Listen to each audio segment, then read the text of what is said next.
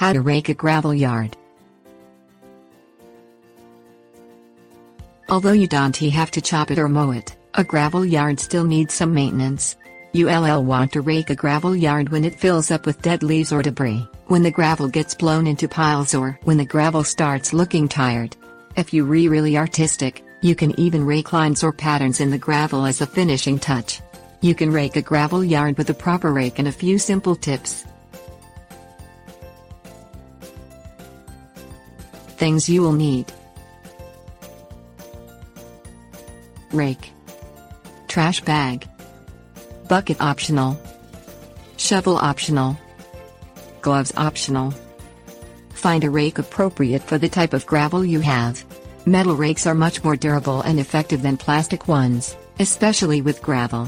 If you have fine gravel, choose a rake with thin tines that are fairly close together. Thicker gravel will need a heavier rake with tines that are wider apart. Clear the yard. Pick up any big chunks of trash, leaf piles or other debris that's strewn about the yard. Move furniture, rocks and other yard ornaments so you can rake beneath them. Pull out any weeds. Start at one corner of the yard and rake up small debris in short motions.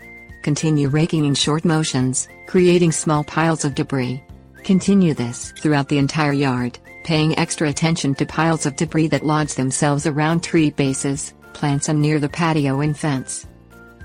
Scoop up all the small piles of debris and chuck them in a bucket which you can dump into a trash bag. You can also skip the bucket and put the debris directly into the trash. Drag a rake across the yard, in one strong line from one end to the other.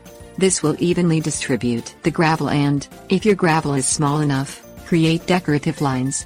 Once the gravel is even, you can make the decorative lines into swirls, circles or write your name with a rake in the gravel. Tips: warnings. Gloves are optional if you want to protect your hands from the debris you will be handling.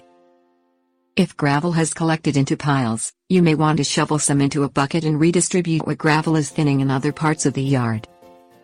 Watch for any wires, hoses or other fixtures in your yard that may get caught on the rake. Don't rake fine gravel on a windy day.